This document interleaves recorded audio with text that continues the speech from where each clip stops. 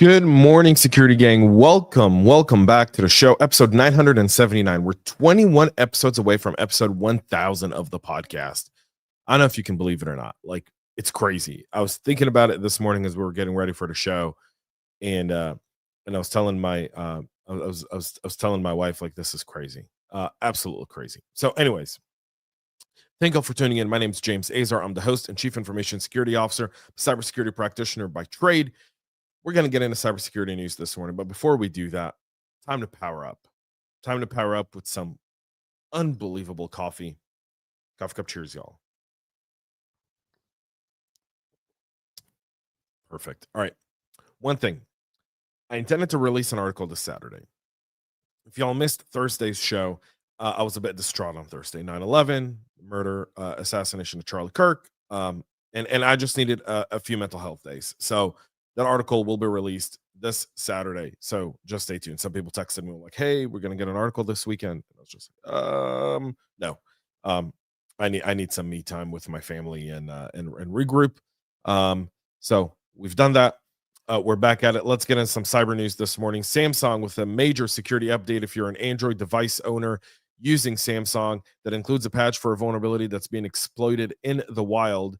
The bug CVE 2025-21043 has a CVSS score of 8.8. It's described as an out-of-bounds right issue in the lipmage kodak.quorum.so image parsing library, which is used by applications that process images on Samsung devices. According to Samsung, any successful exploitation of the security defects would allow remote attackers to execute arbitrary code on vulnerable devices. Samsung was notified that an exploit for this issue has existed in the wild. The company has not shared details on the flaw, nor on the observed exploitation, but credited Meta and WhatsApp for reporting it on August 13th. So this is coming just a few short weeks after Apple patched up a 0-day of its own, showing you kind of the targeting of these OS systems that's kind of taken place on these devices. And that's really, really important to understand, because these OS devices, the way, whenever these vulnerabilities exist and we see an active exploit, it's likely spyware manufacturers trying to get a foot in the door. So just keep that in mind. We move to more vulnerabilities this morning. A recently discovered ransomware strain called HybridPetya can now bypass the UEFI secure boot feature to install a malicious application on the EFI system partition. HybridPetya appears to be inspired by the destructive Petya NotPetya malware that encrypted computers back in 2016 and 2017 without really giving a recovery option. Researchers at ESET found a sample of HybridPetya on VirusTotal. They note that this may be a research project, proof of concept, or early version of a cybercrime tool still under limited testing. Still, ESET says its presence is yet another example, along with like Black Lotus and BootKitty, that these bootkits, UEFI bootkits with secure bypass functionality are a real threat. HybridPetya does incorporate characteristics from both Petya and NotPetya, including the visual style and attack chain of these older malware strains. One key thing added is the installation of the new EFI system partition and the ability to bypass secure boot by exploiting CVE 2024-7344. ESET discovered the flaw in January this year. The issue consists in Microsoft Sign applications that could be exploited to deploy bootkits, even with secure boot protection active on the target. ESET lists the following files across analyzed variants of the HybridPetya, something to keep attention to. And by the way, like, it's something to go to your EDR provider, MDR provider now and say, look, is this a risk? How are you guys dealing with it? Is it updated? How do you recognize it? And then also trying to find as much information as humanly possible through threat intel, so that you can actually have some good insight, so you don't become a victim of this. Threat actors are also exploiting a critical severity vulnerability in the Delimia Apriso factory software, according to CISA. This is a French company development by Dassault Systems. Delimia Apriso is a manufacturing operation management and manufacturing execution system software designed for managing every detail of the manufacturing process. The software is used in North America, Europe, and Asia, including in the aerospace, defense, automotive, high-tech, and even industrial equipment industries. CVE 2025-5086 has a CVSS score of 9.0. The security defect is described as a deserialization of untrusted data issue and impacts Delimia's Apricio releases 2020 through 2025. The bug was publicly disclosed in June, but the vendor's advisory did not share technical information on it other than it could be exploited for remote code execution. CISA adding it to its KEF catalog means it's being exploited in the wild, and they're urging federal agencies to patch it no later than October 2nd. CISA's coming. This alert from CISA comes 1 week after Johannes Ehrlich of the SANS Internet Storm Center warning of exploitation attempts targeting the vulnerability. So the analysis of Ehrlich's analysis of the observed request uncovered uncoded strings decoding the compressed Windows executable that did not trigger virus total detections. The FBI issuing a flash alert warning of 2 threat clusters tracked as UNC 6040 and UNC 63905 that are compromising organization Salesforce environments to steal data and extort victims. The FBI is now releasing this after, I think it's about 20 or 30 some odd companies have been impacted by the SalesLoft drift issue that compromised Salesforce for these companies.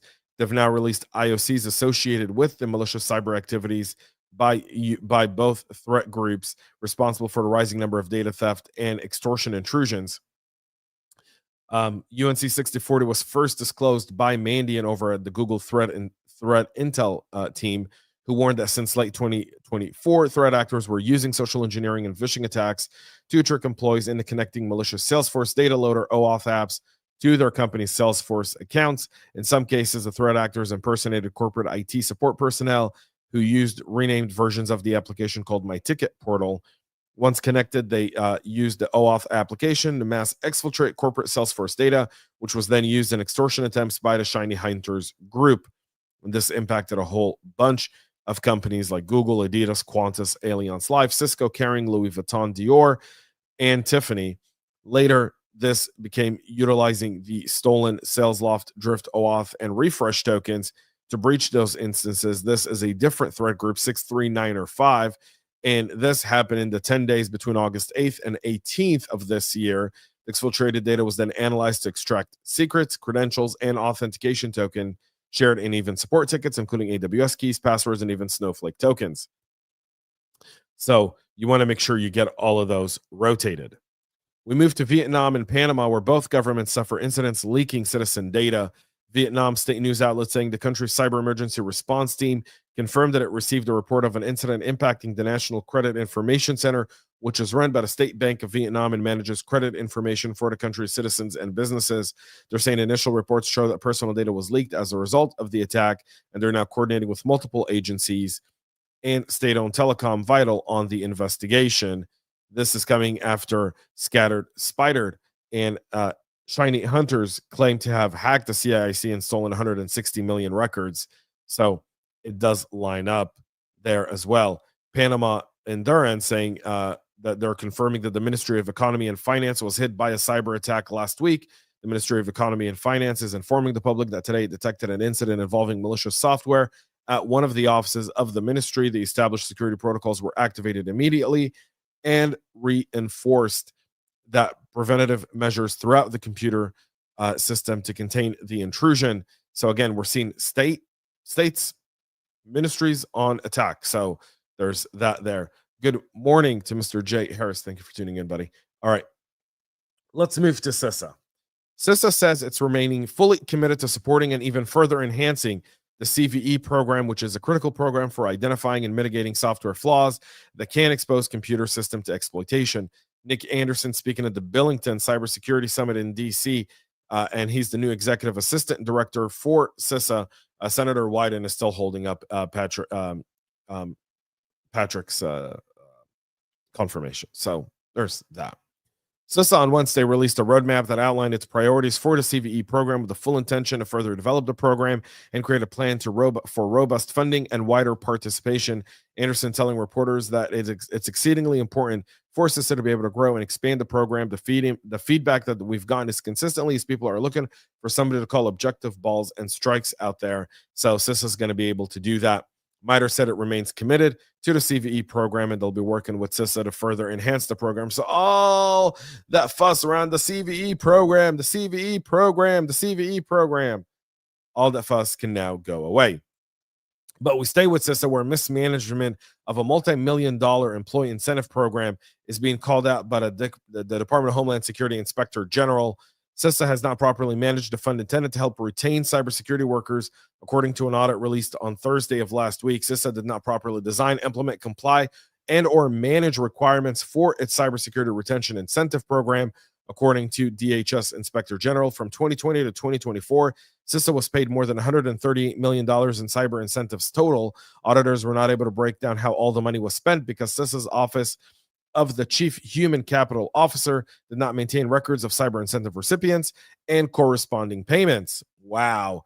The Inspector General's office was also able to identify $1.4 million in questionable back pay to 348 employees. The agency failed to properly target who should qualify for the incentives and who paid employees who lacked mission-critical cybersecurity skills between $21,000 to $25,000 annually. The agency failed to follow multiple federal regulations in running the incentive program. These issues occurred because CISA broadened program eligibility requirements without creating detailed implementation processes and procedures, and did not centrally manage the program. So this is all happening under Jen's watch at CISA, where apparently $138 million of taxpayer money just unaccounted for, being handed out just like that. So there you have it. There's that. Finally, the senior cybersecurity official on the National Security Council saying on Tuesday of last week that the U.S. needs to embrace a more offensive cyber capabilities as a tool to deter nation adversaries from malicious threat activity. Alexei Bolazal is a senior director of cyber at the National Security Council and a special assistant to President Trump, saying that the current administration is fully comfortable with using offensive measure as part of a broader cyber strategy. We're unapologetically unafraid to do offensive cyber, saying at the Billington Cybersecurity Summit last week in DC. He cautioned that offensive hacking should not be unleashed in isolation, should be part of a larger set of measures designed to protect the country. The basic blocking and tackling to protect critical assets needs to continue as well. He's saying federal authorities are trying to shift their focus away from being passive victims of malicious cyber to deal with villains that are harboring or acting in concert with groups trying to harm the U.S. He said the government needs to continue its close collaboration with the private sector, as much of the technology innovation comes from that sector, and there is a need to cooperate on threat intel and other issues. The push is not entirely new. Countries like China have become increasingly aggressive in their targeting of U.S. critical infrastructure. So it's about time we kind of change the playing field a little bit and level it. Now, I know, and I can hear many of you screaming like, it's irresponsible, you can't control it, all of that stuff. The status quo isn't working.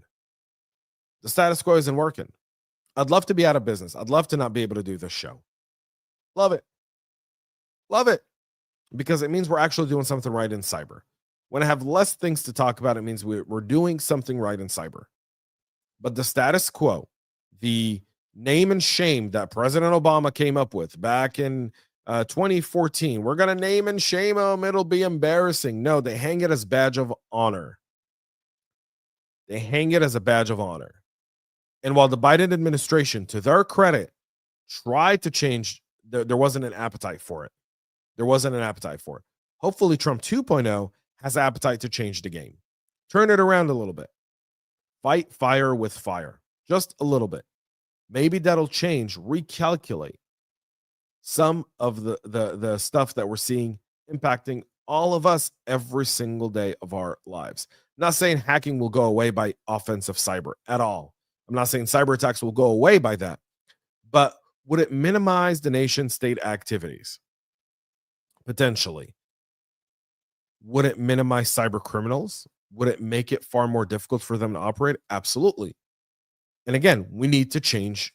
The game's got to change, right? My article this Saturday was supposed to kind of be around the leadership styles that are kind of redefining the world over the last 2 to 3 years, from whether you agree or not with Benjamin Netanyahu striking Qatar, Iran, Yemen, Syria, Lebanon, everything around the October 7th attack, right, to President Trump, to what we're seeing in Australia with the way they're cracking down on cyber and their approach to having a cybersecurity minister in the government actually leading it. The leadership, there's countries and all kinds of different people trying to change the game of cyber, trying to change the status quo because it's unsustainable, and it's unsustainable. If you missed our Passover episodes from April of this year, I did one on the cost of cybercrime. Cybercrime is the third largest economy in the world, $6 trillion. That $6 trillion is coming out of the US, Europe, the developed Western world. That's where they're getting that money from. That's $6 trillion that's hemorrhaging our economies. That's why we have inflation, folks. That's why costs are up and almost harder to bring them down, because the business and the insurance companies, whenever they pay, they have to make up that money elsewhere. And when they make up that money elsewhere, we, the consumers, we, the businesses, pay for it. It's not free. It doesn't go away. If we want to get back to a status style of living, we got to hit that $6 trillion a year cybercrime number, and we've got to bring it down significantly, and we've got to do it fast, and we've got to be unrelentless and unapologetic in that approach. And if the National Security Council and the Trump administration is willing to take the lead at doing that, I say we better try than just continue being cut 1,000 different cuts until we eventually bleed out. And that number is not far away from bleeding out. We can't sustain these numbers. We have senior citizens being defrauded in the hundreds of millions, if not the billions of dollars. We have to crack down. We have to change the game. That's it for our show this morning. We'll be back tomorrow at 9 a.m. Eastern. Let me know what you think about that. If you agree, disagree, let me know. I'd love to hear about it. I think debate on these topics is critical. So please feel free to comment below. Reach out at cyberhubpodcast.com through our chat feature there, and that's absolutely free. Until then, have a great rest of your day, y'all. Thank you for tuning in. Have a great week, and most importantly, stay cyber safe. We love feedback, so make sure to connect with us on social media and subscribe to our podcast on your favorite podcast listening platform.